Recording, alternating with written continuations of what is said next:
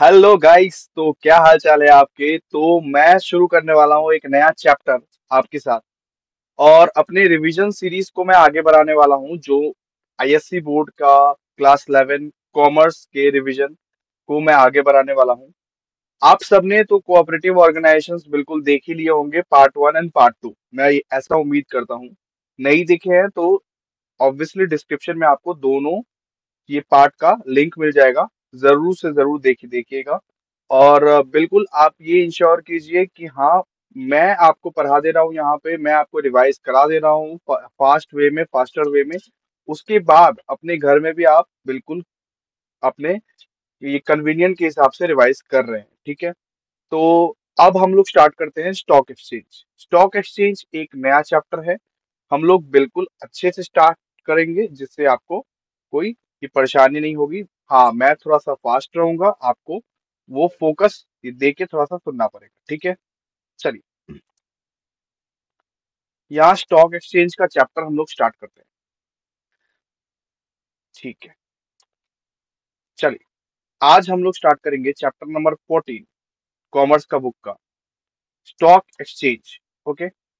यहाँ पे stock exchange के नाम से आप क्या समझते हैं, सबसे पहले तो आपसे क्वेश्चन है। अच्छा, मैं ही बता देता हूँ। Stock exchange is a highly organised financial market where shares, debentures and bonds can be bought और सोल्ड। सिंपल टर्म्स में बस इतना ही एक सारांश बन के आता है कि स्टॉक मार्केट क्या है। एक मार्केट टाइप का ही है, जहाँ पे shares, debentures and bonds bought होते हैं और सोल्ड भी होता है, मतलब कि उसको बाई कर सकते हैं हम लोग और बेचा भी जा सकता है, ठीक है। तो लेकिन शेयर्स एंड डिबेंचर्स मतलब ये कौन सा रेगुलेशंस एक्ट के तहत ये ऑब्वियसली स्टॉक एक्सचेंज बनाया गया, under the securities contract regulations act 1956। The term stock exchange has been defined an association, organization or body of individual, whether incorporated or not, established for the purpose of assisting, regulating। मतलब सबसे पहले क्या assist करना, regulate करना। Stock exchange का role क्या है, सबसे पहले स्टॉक एक्सचेंज क्यों स्थापित किया गया है, स्टॉक एक्सचेंज कौन से regulations, under the security contract regulation act 1956। The term stock exchange has been defined as an association, एक ऐसा एसोसिएशन, एक ऐसा ऑर्गेनाइजेशन, एक ऐसा बॉडी जो कि क्या करती है, जो असिस्ट करती है, जो रेगुलेट करती है, जो कंट्रोल करती है बिजनेस को buying, selling and dealing in securities के मामले में। Buying, selling and dealing in securities के मामले में, खरीदा बेची के मामले में ये लोग क्या करती है, असिस्ट करती है, रेगुलेट करती है और कंट्रोल करती है, ठीक है। आप बहुत अच्छे से समझ गए होंगे, ठीक है। अच्छा, इसके बाद हम लोग चलते हैं फीचर्स ऑफ स्टॉक एक्सचेंज। इतना तक आप समझ गए होंगे बिल्कुल, स्टॉक एक्सचेंज का आप अभी तक बैकग्राउंड समझ गए होंगे। लेकिन अब हम लोग इसके फीचर्स जानेंगे। क्या फीचर्स है स्टॉक एक्सचेंज के, सबसे मेन फीचर्स यहाँ पे दिए हुए हैं। The main features of a stock exchange are as follow. It is a organised market. ये क्या है, एक ऑर्गेनाइज्ड मार्केट है, एक मार्केट की तरह है। जैसे कि हम लोग ऑब्वियसली मार्केट जाते हैं, सब्जी मार्केट होता है, तो यहाँ पे सब्जियां तो नहीं मिलती, लेकिन यहाँ पे क्या होता है, it is the organised market wherein existing और second hand securities, existing and second hand securities मतलब हम लोगों को एकदम ताजा ताजा सिक्योरिटी नहीं मिलेगी, हम लोगों को ऑब्वियसली एग्जिस्टिंग, जहाँ पे एग्जिस्ट जो सिक्योरिटी एग्जिस्ट कर रही होगी मार्केट में, या तो सेकेंड हैंड सिक्योरिटी हम लोग को खरीदने या बेचने को मिलेगी। मतलब कोई ऑब्वियसली बेचेगा तो हम लोग क्या क्या करेंगे, खरीद लेंगे, या तो हम लोग अगर बेच रहे हैं तो कोई खरीदने वाला भी रहेगा। ऐसा टाइप का मार्केट है, ठीक है। और दूसरा feature, only two security which are listed on it are dealt in it. मतलब कि क्या, जो लिस्ट है ऑलरेडी, मतलब जो स्टॉक मार्केट में लिस्टेड है, लिस्टेड कौन सा रहता है, जैसे कि प्राइवेट कंपनी तो अपने शेयर्स को कभी भी लिस्ट नहीं करा सकती, वहां उस मतलब उनका तो बात ही अलग है। लेकिन पब्लिक कंपनी में से भी जो कंपनी लिस्ट कराएगी अपने आप को, जो कंपनी लिस्ट कराएगी अपने आप को सिक्योरिटीज एंड बोर्ड एक्सचेंज मतलब सेबी में, जो अपने आप को लिस्ट कराएगी, शेयर मार्केट में जो अपने आप को लिस्ट कराएगी, उन्हीं के सिक्योरिटीज को हम लोग या तो बाय कर सकते हैं या तो सेल कर सकते हैं। ओके, आप समझ गए होंगे बिल्कुल अच्छे से। तीसरा point, only member of the stock exchange and their authorised agent can buy and sell securities. मतलब कि हम लोग डायरेक्टली जाके नहीं खरीद सकते। हम लोग ऐसे डायरेक्टली सेबी में जाके पहुंच गए, बोले कि अरे भैया सिक्योरिटी खरीदना है, तो ये सब हम लोग नहीं कर सकते। ये बचकानी हरकतें हम लोग नहीं कर सकते, हमें धक्के मारकर निकाल देगी। तो इनके लिए एक ब्रोकर सेट किया जाता है, इनके लिए एक ऑथोराइज्ड एजेंट होता है, वही हमारे बदले में बाय करती है या सेल करती है। ठीक है, हम लोग को ऑब्वियसली उस ब्रोकर का हेल्प लेना पड़ेगा, कंपल्सरली हम लोग को हेल्प लेना पड़ेगा। ठीक है, उसके बाद पढ़ते हैं, ये there is organisation in the form of association और एक कंपनी। मतलब एक एसोसिएशन और कंपनी टाइप का ऑर्गेनाइजेशन रहता है। ठीक है, ये there is a governing board to supervise and regulate activity. तो स्टॉक एक्सचेंज में क्या रहता है, एक गवर्निंग बोर्ड रहता है जो कि कंपनीज को सुपरवाइज करती है और रेगुलेट करती है, जिससे कंपनी कोई फ्रॉड ना कर सके पब्लिक के साथ, जिससे इतने सारे जो कंपनीज है जो शेयर मार्केट में डील करती है, कराती है अपने आप को, वो कोई फ्रॉडुलेंट एक्टिविटी ना कर सके अपने पब्लिक के साथ। तो ये एक गवर्निंग बॉडी ऐसा है। हमारा गवर्निंग बॉडी कौन है, सेबी। ठीक है, तो उसके बाद क्या है, ये transactions can be made in accordance with the prescribed rules and regulation. जितने भी ट्रांजेक्शन्स इसमें मेड किए जाते हैं, सारे के सारे रूल्स एंड रेगुलेशंस को फॉलो करके किए जाते हैं, वरना तो सेबी करने ही नहीं देगा ये वो ट्रांजेक्शन्स, है ना। अब इसके फंक्शंस के बारे में पढ़ते हैं। आई होप कि आप समझ गए होंगे ऊपर वाले पॉइंट सारे। फंक्शंस ऑफ स्टॉक मार्केट पढ़ते हैं। फंक्शंस ऑफ स्टॉक मार्केट अगर हम लोग पढ़ेंगे तो सबसे पहले ही है रेडी मार्केट। रेडी मार्केट कैसे, अगर मैं अगर मेरे पास कोई ऑब्वियसली शेयर्स है, अगर मान लीजिए मेरे पास रिलायंस का शेयर है या टाटा का शेयर है, मैं उसको ऑब्वियसली बेचना चाहता हूँ, और मैं क्या करूंगा, एक ब्रोकर का हेल्प लूंगा। एक ब्रोकर का हेल्प हेल्प लूंगा मतलब एक ब्रोकर का हेल्प लूंगा। वो ब्रोकर क्या करेगा, वो ब्रोकर पता लगाएगा कि कौन उसको खरीदना चाहता है, वो उसको बेच देगा। तो ये ऑब्वियसली रेडी मार्केट है, जहां पे हम क्या कर सकते हैं, हम बाय एंड सेल सिक्योरिटी बहुत इजीली कर सकते हैं। ठीक है, इट प्रोवाइड्स लिक्विडिटी, संग संग हमको पैसा भी मिल जाएगा, कोई दिक्कत नहीं है, बहुत शॉर्ट पीरियड में हमको पैसा भी मिल जाएगा इसका। ठीक है, अच्छा, इसके बाद पढ़ते हैं प्राइस डिटर्मिनेशन। प्राइस डिटरमाइन कैसे होता है, जैसे कि आप इकोनॉमिक्स में पढ़े होंगे कि एंड सप्लाई जब डिमांड एंड सप्लाई आपस में इंटरसेक्ट करती है, वो इंटरसेक्टिंग पॉइंट्स ही प्राइस को डिटरमाइन करती है कि कितना प्राइस का ऑब्वियसली ये शेयर है, कितना प्राइस में शेयर बिकेगा, कितना प्राइस इस शेयर का है। तो किससे होता है, interaction of demand and supply, बिल्कुल समझ गए होंगे। तीसरा पॉइंट पढ़ते हैं, प्रोटेक्शन ऑफ इन्वेस्टर्स। अरे भैया मेरे तरफ तुम देखो यार, फोकस से देखो बिल्कुल। ठीक है, एकदम लेजीनेस में देखना ही नहीं है कुछ। ठीक है, बिल्कुल सो के वीडियो एकदम नहीं देखना है। चुपचाप से आराम से बैठो पलथी मार के, या तो अपने टेबल पे या तो अपनी स्टडी टेबल पे, और आराम से मेरे वीडियो को बहुत फोकस के तरह देखो, क्योंकि रात के 11 बजे ये वीडियो बन रहा है और मैं आपके लिए बहुत मेहनत कर रहा हूँ। तो आपको भी मेहनत करनी पड़ेगी अपने लिए, मेरे लिए नहीं, बिल्कुल भी अपने लिए ही आप मेहनत करिए, वही मेरे लिए बहुत बड़ा ही गिफ्ट हो जाएगा। चलिए, प्रोटेक्शन ऑफ इन्वेस्टर्स। इन्वेस्टर्स के लिए एक प्रोटेक्शन बनता है ना। अगर मान लीजिए आजकल के दिन में हम लोग कहाँ पे इन्वेस्ट करेंगे, ज्यादा से ज्यादा कहाँ पे इन्वेस्ट करेंगे, इन्वेस्टमेंट करने के लिए हम लोग को कुछ नहीं मिलता ज्यादा अच्छा। बैंक में इन्वेस्ट करेंगे, लेकिन उसका इंटरेस्ट रेट तो देखिए कितना लो रहता है। लेकिन इन्वेस्टमेंट के लिए तो बहुत ज्यादा ही अच्छा है। और लोग इन्वेस्ट पहले ना, पता है, स्टॉक मार्केट में इन्वेस्ट करने से बहुत लोग डरते थे। धीरे धीरे सेबी ने अपना कंट्रोल्स को बढ़ाया, रेगुलेट करना शुरू किया, और आश्वासन दिया पब्लिक को कि आप यहाँ पे इन्वेस्ट कीजिए, आपके साथ फ्रॉड नहीं होगा, हम आपको बचाएंगे। सेबी ने ये हमको एश्योरेंस दिया कि हम आपको बचाएंगे, आपके साथ कुछ फ्रॉड नहीं होने वाला है, आपका पैसा कोई लेके भागने नहीं वाला है। तो ये एक प्रोटेक्शन ऑफ इन्वेस्टर्स भी बिल्कुल देता है। ओके, उसके बाद देखिए कैपिटल फॉर्मेशंस। कैपिटल फॉर्मेशंस किसको किसको बोल सकते हैं, कैपिटल फॉर्मेशन किसको बोल सकते हैं, stock exchange induces people to save and invest money.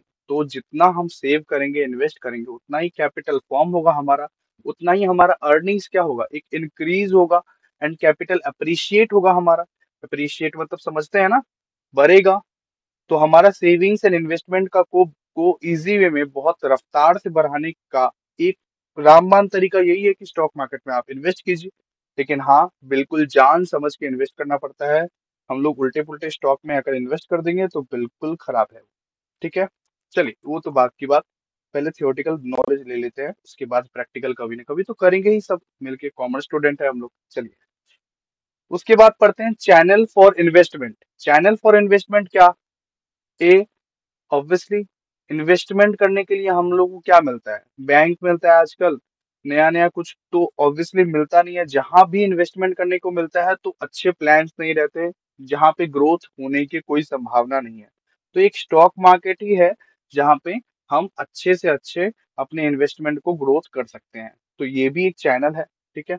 Economic barometer, अगर स्टॉक मार्केट में इन्वेस्ट करते हैं तो हमारा इकोनॉमी भी ऑब्वियसली बहुत, या तो बूम में जाता है या तो रिसेशन डिप्रेशन, मतलब इकोनॉमी पे बहुत ज्यादा ही प्रभाव पड़ता है। इसीलिए बोलते हैं मतलब हमारे देश की इकोनॉमी में प्रभाव पड़ता है ना।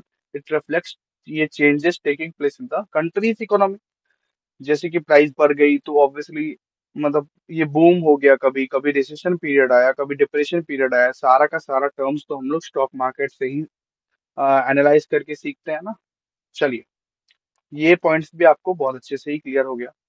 Wider ownership of a securities, देखिए, a stock exchange help in wider ownership of a security.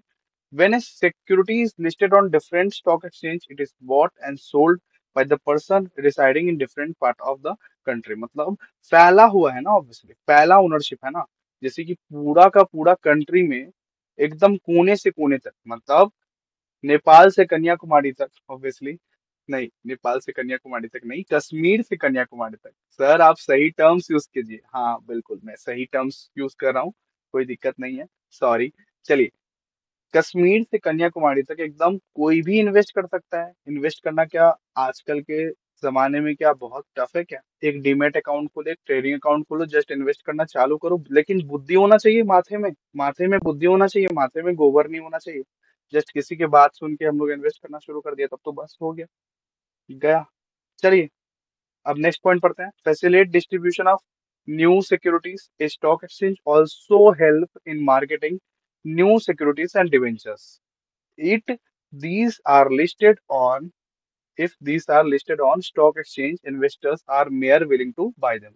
मतलब अगर न्यू सिक्योरिटीज लिस्टेड है स्टॉक एक्सचेंज में, इन्वेस्टर्स क्या होते हैं? इन्वेस्टर्स बहुत आग्रह करते हैं कि हमको भी ये खरीदना है।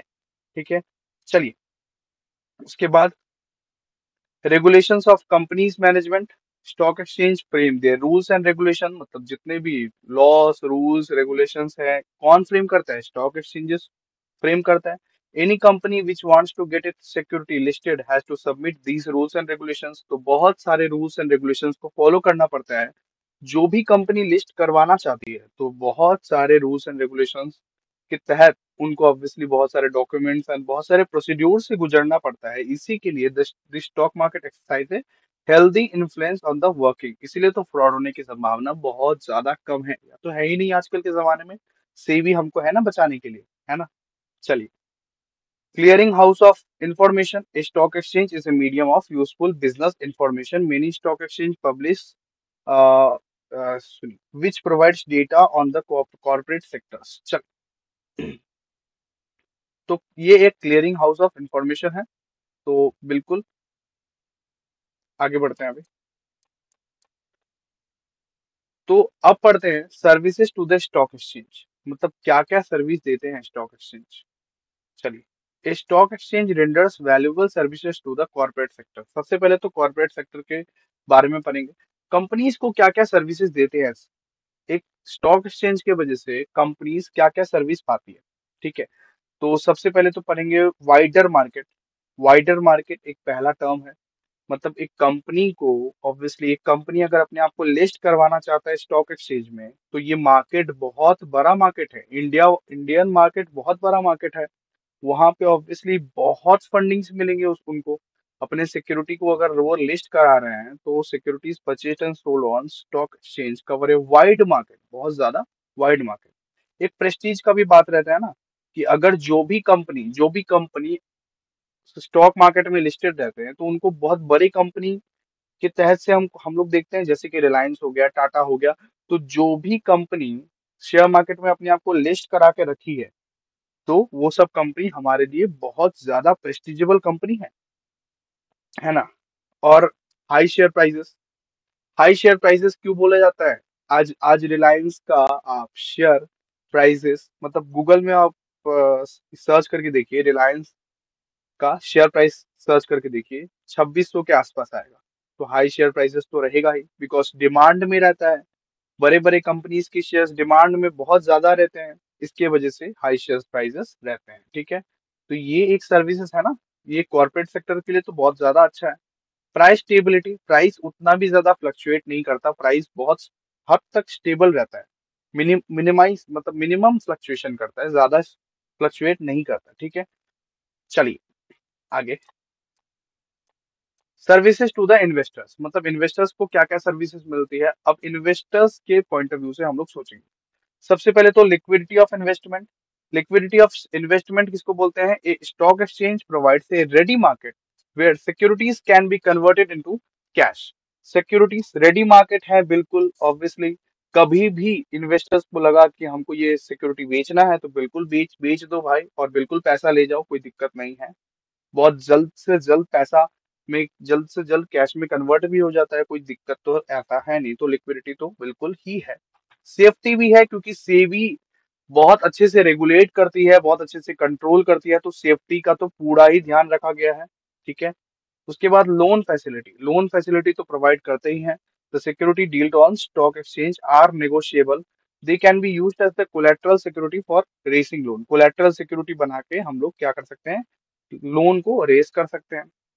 एक पब्लिसिटी, मतलब शेयर को देने के बदले में हम लोग ऑब्वियसली लोन रेस कर सकते हैं, शेयर को ऑब्वियसली गिरवी में रख सकते हैं। पब्लिसिटी तो होता ही है, अगर आपके पास ही शेयर मतलब price quotations are on a stock exchange are reported in newspaper, an investor can find out market value for its shares from price trends, he can make a rational choice among securities. मतलब वो अपने rational choice कर सकता है, it's become easier him to decide when to sell. मतलब एक experience share holder को obviously उनको पता रहता है कि कब उनको शेयर बेचना चाहिए और कब उनको शेयर खरीदना चाहिए, और कब कितना सरप्लस बचेगा उनके पास। तो सारा का सारा ऑब्वियसली पब्लिसिटी बिल्कुल ही अच्छे से रहता है।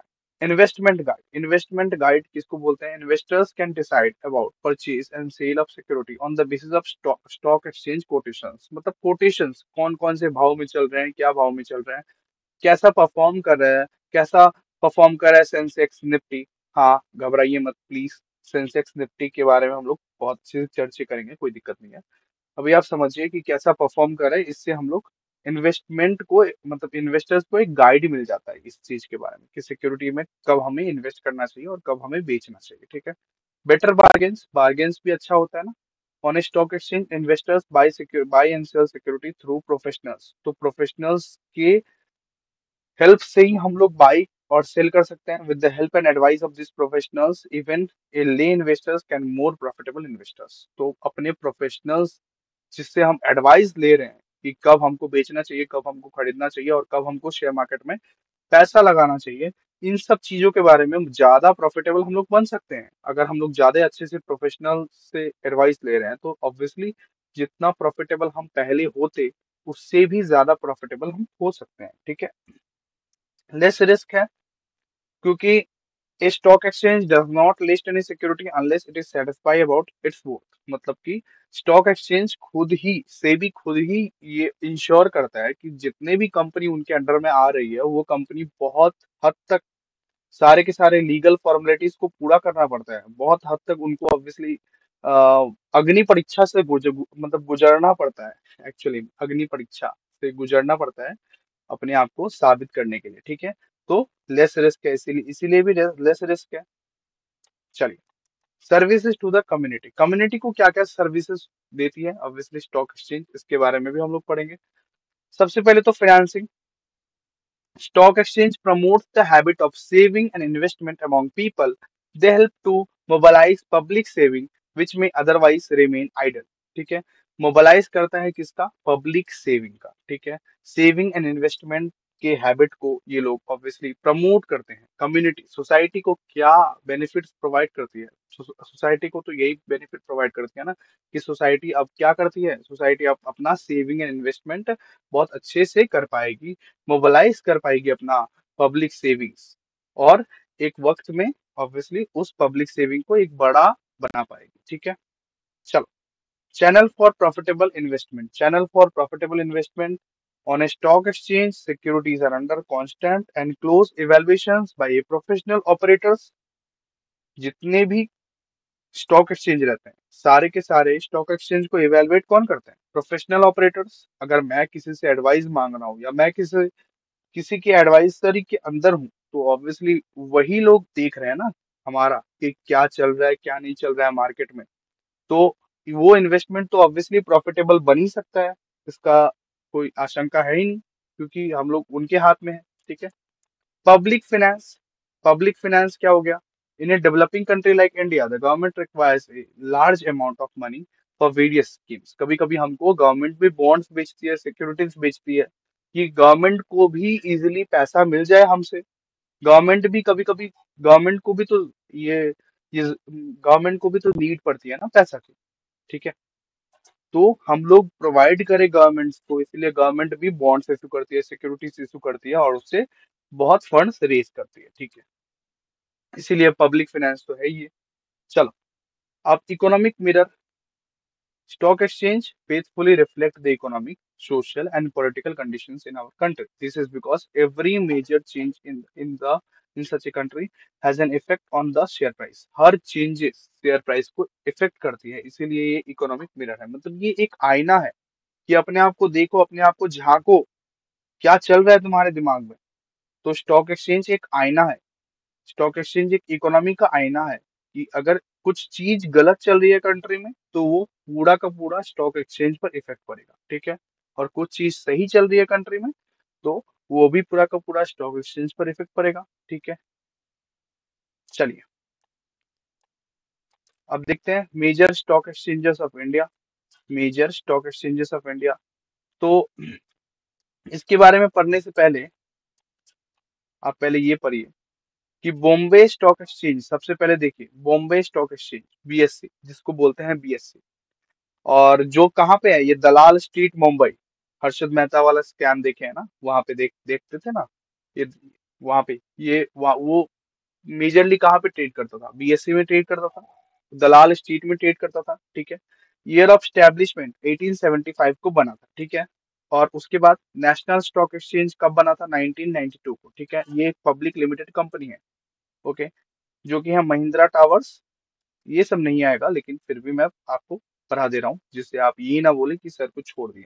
चलिए, उसके बाद ये Delhi stock exchange, Ahmedabad stock exchange, बहुत सारे स्टॉक एक्सचेंज है। आज आज के जमाने में 24 स्टॉक एक्सचेंज है हमारे पास। ठीक है।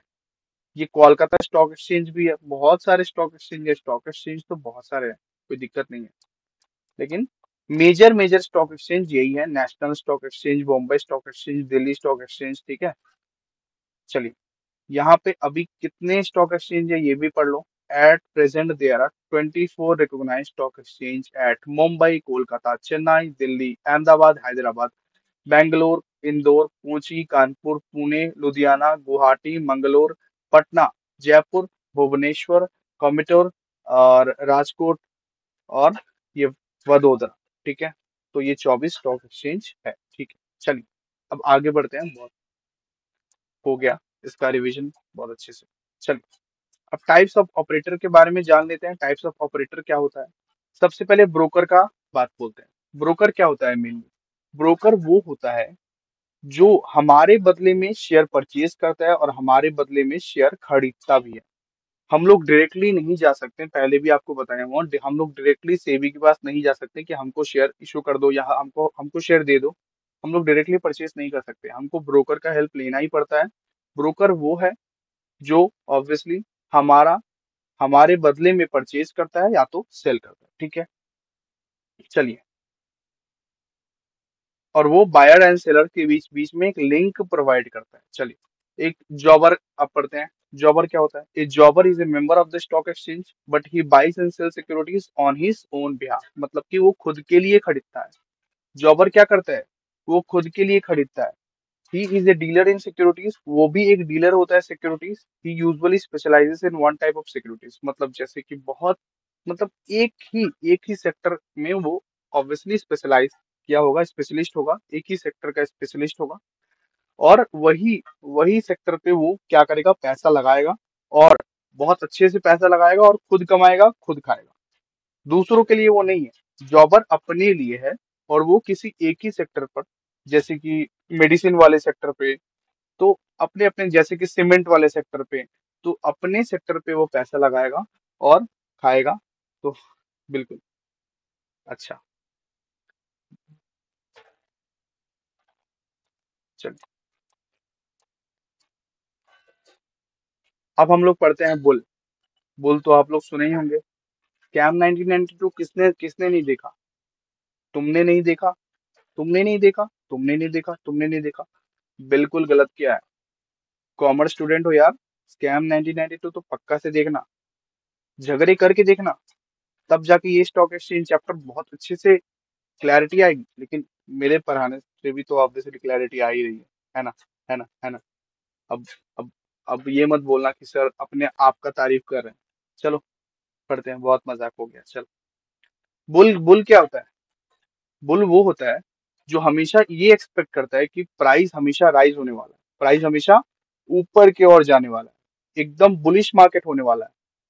तो मतलब ऑब्वियसली हर कुछ खरीदने लगते हैं वो। तो उसको क्या बोलते हैं, बुल को क्या बोलते हैं? बुल को इंडिया में बोलते हैं तेजी वाला। नाम अजीब है ना? हाँ, अजीब ही है नाम ऑब्वियसली। तुमको याद करने से मतलब है, नहीं याद करो, मेरा क्या। चलो, ऑल्सो नोन एज तेजी वाला। तो बुल को क्या बोलते हैं? जो स्पेक्यूलेट करते हैं, हमेशा स्पेक्यूलेट करते हैं कि प्राइस हमेशा ऊपर की ओर जाएगा, और वो हमेशा सब कुछ खरीदने के चक्कर में रहते हैं। ठीक है। और हमेशा वो ये स्पेक्यूलेट करते हैं कि बुलिश मार्केट रहेगा, और उसको क्या बोला जाता है, ये तेजी वाला बोला जाता है। ठीक है। चलो, बियर। बियर इसका उल्टा सीधा, बियर इसका उल्टा, वो स्पेक्यूलेट करते हैं कि प्राइस गिरेगा, गिरेगा, एकदम डाउनफॉल आने वाला है, आने ही वाला है, सारा कुछ ध्वंस करेगा। वो हमेशा नेगेटिव ही सोचते हैं। ठीक है। वो हमेशा नेगेटिविटी सोचते हैं। और उसको बोला जाता है हिज। और वो लोग क्या करते हैं, he sells security where he does not process. और अगर वो सेल कर रहे हैं तो उसको क्या बोला जाता है, शॉर्ट सेलिंग। उसको क्या बोला जाता है, शॉर्ट सेलिंग। और in India a bear is known as mandi wala. India में बियर को क्या बोला जाता है, मंडी वाला। इंडिया में क्या क्या बोला जाता है बियर को, मंडी वाला। ठीक है। क्लियर है? भाई बहुत मेहनत किया यार, प्लीज सब्सक्राइब कर दो, लाइक कर दो और कमेंट कर दो। और सबसे बड़ा काम कि तुम पढ़ाई करो। ये चैप्टर होने के बाद अपने से किताब को ऑब्वियसली ओपन करना और पढ़ने की कोशिश करना। अभी आराम वाराम मत करो, आराम वाराम छोड़ दो अभी। वो गया, संन्यास लेने का टाइम आ गया अभी। सन्यासी बन जाओ, 11th का एग्जाम आ गया, बड़े बड़े हो गए हो। अब अब कब तक मम्मी पापा के डांट सुनोगे? चलो, आगे बढ़ो। चलो, अभी terms used in stock market पढ़ते हैं। ठीक है। सबसे पहले पढ़ेंगे ex dividend, it means excluding dividend. ठीक है। When shares are sold ex dividend, the right to receive the dividend shall remain with the seller. Seller के पास ही रहेगा ऑब्वियसली। डिविडेंड रिसीव करना है या नहीं करना है, वो सेलर के पास ही रहेगा।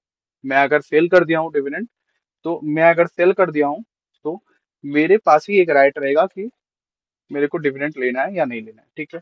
चलो, आगे बढ़ते हैं। कम डिविडेंड, कम डिविडेंड क्या क्या होता है? इट मींस इंक्लूडिंग डिविडेंड, मतलब कि when shares are sold cum dividend, when shares are sold cum dividend, the right to receive dividend passes to the buyer. Buyer के पास डिविडेंड रिसीव करने का राइट आ जाता है, बायर के पास डिविडेंड रिसीव करने का राइट आ जाता है। ठीक है। स्पॉट डिलीवरी मतलब क्या होता है? तुरंत delivery. Spot delivery means the security sold by A member. Spot delivery means the security sold by a member on the stock exchange will be delivered on the spot or immediately after the transaction is made. जब भी मैंने transaction made किया, मैं तभी के तभी उसको delivery दे दूंगा। ठीक है। समझे? समझे? समझे? नहीं समझे तो प्लीज वापस से देख देख लो यार, फास्टैग रिवीजन है। कितना बच्चे की जान लोगे क्या? चलो, आगे बढ़ते हैं। ठीक है, फॉरवर्ड डिलीवरी मतलब क्या हो गया? A forward delivery contract is one which has to be settled on the fixed settlement date। मतलब कि दिसंबर में हमने शेयर शेयर में लगाने वाले थे पैसा, हम लोग ऑब्वियसली नवंबर में ही लगा दिए हैं पैसा। ठीक है, मतलब दिसंबर के लिए हम लोग नवंबर में ही लगा दिए आज के प्राइस में। ठीक है, समझ में आया? रिलायंस का शेयर हमको खरीदना है दिसंबर के लिए। ठीक है, दिसंबर में खरीदना था, लेकिन हमने आज के प्राइस में वो पैसा लगा लिया, लेकिन शुरू कब से होगा? शुरू होगा दिसंबर से। क्लियर क्लियर हो गया? चलो, अब इसको अच्छे से रीडिंग कर लेना। ओके, सेंसेक्स क्या होता है? सेंसेक्स के बारे में, वैसे तो ये कट है तुम्हारे सिलेबस में, लेकिन फिर भी बता देता हूँ। द बीएसई सेंसेक्स क्या होता है? Bombay stock Sensex. सेंसेक्स में क्या होता है? 30 सिलेक्टेड कंपनी रहती है, जो 30 एकदम महारथी महारथी कंपनी है, जो एक बाहुबली कंपनी है, well established financially sound companies जो है, large well established financially sound companies जो है, वो 30 कंपनी के संगठन को बोलते हैं क्या? सेंसेक्स। 30 कंपनी जब आपस में मिल जाती है स्टॉक मार्केट के कंपटीशन में, इसको बोलते हैं हम लोग क्या? सेंसेक्स बोलते हैं। ठीक है, तो बीएससी सेंसेक्स। और ये कौन सेंसेक्स किसके किसका कहावत है? ऑब्वियसली बॉम्बे स्टॉक एक्सचेंज में होता है सेंसेक्स, जो कि 30 लार्ज कंपनीज को मिला के बनाया जाता है। ठीक है, अच्छा, the Sensex serves following objectives. इसको प्लीज पढ़ लेना घर में, पूरा का पूरा पैराग्राफ को अच्छे से पढ़ लेना। ठीक है, हर कुछ तो पॉसिबल नहीं है, ये ऑब्वियसली रिवीजन है बेटा, फिर भी कितना अच्छे से पढ़ा रहा हूँ, सोचो सोचो, एक बार सोचो, तुम मेरे बारे में सोचो, मेरे बारे में। चलो, तुम भी बोल रहे होगे यार मेरा सर पागल है। चलो, मैं पागल ही हूँ, चलो तुम लोग तो कम से कम सुधर जाओ। आओ, to major market movement, the Sensex serves the following objective to measure market movement. The Sensex reflect movement in the Indian stock market. It is widely used to judge the mood in the Indian stock market. Indian stock market का mood judge करने के लिए obviously ये measure किया जाता है। measure किया जाता है market movement. Benchmark for funds मतलब कितना, मतलब obviously the Sensex का ये consist of blue chip companies, blue chip मतलब बहुत बेहतर companies, and gives a balanced industry representations, एक बेंचमार्क सेट करता है। ठीक है, चलो, in in fact small investors, institutional investors and money managers all refer to the Sensex for the specific purposes. बहुत सारे डेटा एनालिसिस एंड बहुत सारे चीजों के लिए हम लोग सेंसेक्स का इस्तेमाल करते हैं। सबसे पहले तो मार्केट कैपिटलाइजेशन के लिए, मार्केट का कितना कैपिटलाइजेशन, एकदम होल बड़े बड़े कंपनीज जब मिल जाए, बड़ी बड़ी कंपनीज जब मिल जाए, तब मार्केट का कितना कितना कैपिटलाइजेशन हो जाएगा, ये जज करने के लिए। इंडस्ट्री को रिप्रेजेंट करने के लिए वो लोग चेक करते हैं। उसके बाद रेगुलरिटी ऑफ ट्रेडिंग अगर मैं बोलूं तो the script should have been traded on every trading day for the last 6 year, 6 month. तो कितना ट्रेडिंग कर रहा है वो भी देखने के लिए, नंबर ऑफ ट्रेड्स देखने के लिए, वॉल्यूम ऑफ ट्रेड्स देखने के लिए, बहुत सारे चीज, number of trade and volume of trade. ठीक है, उसके बाद हम लोग निफ्टी का बारे में बात करते हैं। निफ्टी के बारे में बात करते हैं, जैसे कि वहां सेंसेक्स में 30 लार्ज कंपनीज थी ना, यहाँ पे निफ्टी में और सेंसेक्स में कौन था? Stock exchange Bombay stock exchange के तहत होती थी, और यहाँ पे नेशनल स्टॉक एक्सचेंज के द्वारा होगी 50 लार्ज कंपनीज। ठीक है, 50 लार्ज कंपनीज। और यहाँ पे देखो, this is the flagship index of NSC. The Nifty stock exchange represent 60% of the total market capitalisation. सोचो, 60% of the total market capitalisation, कितना बड़ा बात है। बड़े बड़े जाइंट्स को ये लोग क्या करते हैं? मिला देती है, जिससे 50 ऐसे बड़े बड़े महारथी कंपनीज मिलते हैं, निफ्टी बन जाते हैं। ठीक है, उसको क्या का मतलब ये क्या का काम कराती है?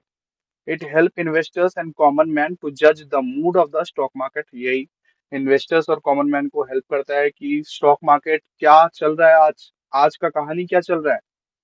कोई जो ऑब्वियसली जो महारथी हैं स्टॉक मार्केट के, कभी तुम बोलते हुए सुने होगे कि आज एकदम सेंसेक्स गिर गया, आज एकदम निफ्टी कमाल कर रहा है। तो वो ऑब्वियसली मूड मूड डिसाइड करता है कि ऑब्वियसली ये मार्केट का आज मूड कैसा है। उसके बाद individual and institutional investors can use the Nifty to track market movement. They can compare performance of the specific company with the market performance. तो मार्केट कैसा परफॉर्मेंस कर रहा है और एक हमारा इंडिविजुअल कंपनी कैसा परफॉर्मेंस कर रहा है, वो भी ऑब्वियसली कंपेरेबिलिटी होता है। Shareholder can evaluate management of the company for comparing company performance with the market. ये भी evaluate कर सकते हैं। Traders and intermediaries in the stock market can judge sentiments across the market. Market का कैसा sentiments है, मार्केट क्या बहुत ऊपर जाने वाला है या नीचे जाने वाला है, उसकी इंटरमीडिएटरीज का क्या हालचाल है, तो वो सारे जानने के लिए हम लोग यूज करते हैं। Nifty indices can be replicated by the index fund to earn market returns. Nifty is used as a benchmark, तो ये भी एक बेंचमार्क डिसाइड करने के लिए यूज किया जाता है परफॉर्मेंस ऑफ म्यूचुअल फंड कैसा परफॉर्म कर रहा है। निफ्टी इज हेल्पफुल इन ये डेरिवेटिव ट्रेडिंग। ठीक है, चलो इतने पॉइंट्स काफी है। अब पढ़ते हैं last but not the list, SEBI के बारे में पढ़ते हैं। चलो, सेबी ऑब्जेक्टिव्स एंड फंक्शंस। सबसे पहले तुम बोल रहे होगे ऑब्वियसली, सर सेबी सेबी सेबी सेबी क्या होता है? SEBI securities exchange board of India. SEBI का फुल फॉर्म क्या है? Securities exchange board of India, जो कब आया था? अप्रैल 1988 को आया था। जो कब आया था? अप्रैल 1988 को आया था। ठीक है, तो सेबी का काम क्या है? सेबी का काम क्या है? ऑब्जेक्टिव्स पढ़ते हैं। To promote fair dealings by the issuers of securities and to ensure market price where they can raise fund at relatively low cost। तो अपने फेयर डीलिंग्स को प्रमोट करेंगे इशूअर ऑफ सिक्योरिटी, मतलब इशूअर ऑफ सिक्योरिटी के द्वारा fair dealings को promote करेंगे और रिलेटिवली लो कॉस्ट में हम लोग जा मतलब रेज कर सके फंड्स को उसके हिसाब से। दूसरा, to provide a degree of protection to the investors, मतलब अपने इन्वेस्टर्स को प्रोटेक्ट करना भी इनका मोटिव है। जो लोग पब्लिक हैं, जो आम पब्लिक है, उनका भी पैसा पैसा ही होता है ना, तो उनके पैसे को कौन बचाता है? उनके पैसे को कौन प्रोटेक्ट करता है? सेफ गार्ड कौन बनता है? सेबी ऑब्वियसली। और तीसरा, to regulate and develop a code of conduct and fair practices by intermediaries, मतलब ब्रोकर्स, मर्चेंट्स, बैंकर्स, इन लोगों को कौन रेगुलेट करता है कि ये लोग कोई गलत काम ना कर दे? कौन रेगुलेट करता है? सेबी रेगुलेट करता है कि हाँ, हम तुम्हारे बाप है। तो ये लोग ऑब्वियसली बोलता है। चलिए, अब इसके फंक्शंस के बारे में जान लेते हैं। फंक्शंस, सेबी के फंक्शंस के बारे में जान लेते हैं। सबसे पहले तो regulate the business in stock exchange, उसके बाद registering and regulating the working of stock brokers, सब ब्रोकर्स, शेयर मतलब ब्रोकर्स, सब ब्रोकर्स, बैंकर्स, इन सारे के ऑब्वियसली एजेंट्स के तो काम को रेगुलेट करते हैं, हमने पहले ही पढ़ा है। उसके बाद registering and regulating the work of a collective investment schemes including mutual fund, mutual funds type के जितने भी ऑब्वियसली ये कलेक्टिव इन्वेस्टमेंट स्कीम्स है, उनको भी रेगुलेट करना सेबी का ही काम है। Promoting and regulating self regulatory organisations, जो लोग सेल्फ रेगुलेटरी ऑर्गेनाइजेशंस है उनको भी रेगुलेट करती है, उनको भी प्रमोट करती है। Prohibiting fraudulent and unfair trade practices, जो fraudulent and unfair trade practices है उनको प्रोहिबिट करती है, उनको सीधा हटाती है मार्केट से और उनको सजा दिलाती है। प्रमोटर्स इन्वेस्टर्स एजुकेशन, तो इन्वेस्टर्स का एजुकेशन भी जरूरी है ना। स्टॉक मार्केट में आप इन्वेस्ट कर रहे हैं, वैसे ऐसे तैसे इन्वेस्ट कर दिए, फ्रॉडुलेंट कंपनी के जाल में फंस गए, तो उसके लिए क्या करती है? तो इसके लिए ये प्रोग्राम्स लॉन्च करती है, ट्रेनिंग प्रोग्राम्स लॉन्च करती है, जिससे इन्वेस्टर्स भी थोड़ा एजुकेट हो पाए स्टॉक मार्केट के बारे में। Prohibiting insider trading, insider trading को बिल्कुल मना किया हुआ है। इंसाइडर ट्रेडिंग मतलब कि हम लोग ऑब्वियसली कंपनी के हम लोग कंपनी के सीईओ या तो मैनेजमेंट, इंटरनल मैनेजमेंट से कभी कभी एक खबर आता है, इनसाइडर खबर, उसको सीधा प्रोहिबिट कर दिया गया है सेबी के द्वारा। वो करने से बहुत भारी जुर्माना और बहुत भारी जेल है। ठीक है, regulate substantial acquisition of shares and takeover of companies, or calling for information, undertaking inspections, conducting inquiries and audits। तो सारे के सारे हम लोग कर सकते हैं। उसके बाद क्या है? Performing such other functions as may be prescribed, ये तो लास्ट फंक्शन चले गए हम लोग। अच्छा, लेविंग फीस और any other charges carrying out for the purpose of the act, conducting research for the above purposes. बहुत सारे काम करती है सेबी यार, कितने काम करेगी? लेकिन तुमको एक काम करना है। सेबी तो बहुत सारे काम करती है लेकिन तुम कुछ काम नहीं करते, इसीलिए तुमको अब काम करना है कि मैंने बहुत जितना समराइज वे में जितना फास्ट हो सके उतना मैंने कंप्लीट करवा दिया और तुमको भी घर में बैठ के ये पूरा का पूरा चैप्टर तुमको पढ़ लेना है। मैं 100% गारंटी दे मतलब मैं 100% गारंटी दे सकता हूँ, तुमको कोई डाउट नहीं आएगा। अगर आया तो नीचे दिए गए ईमेल में मेरे को क्वेरी पूछ सकते हो, ठीक है। लेकिन तुमको सबसे पहले पढ़ना पड़ेगा, इज्जत से पढ़ना पड़ेगा, बिकॉज अभी 11th आ गए हैं, अगले साल 12th आ जाएगा, फिर भी तुम नहीं पढ़ोगे, बस सोए रहना फिर। चलो, फिर ईमानदारी से पढ़ लेना। बाय बाय, गुड नाइट, शुभ रात्रि। मैंने भी बहुत मेहनत किया है और तुम भी मेहनत करो अपने आप के लिए, ठीक है। चलो, क्योंकि तुम मेहनत करोगे तो मेरा मेहनत सफल हो जाएगा। Thank you, thank you, thank you, thank you. चलो, बाय बाय।